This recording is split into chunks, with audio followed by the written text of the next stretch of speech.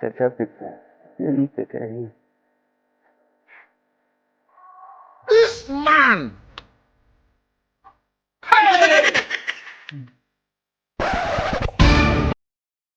Can't get us off. Ah, Come Oga on. J Mickey. Well done, sir. See. You see that thing you tried yesterday? Don't try it again.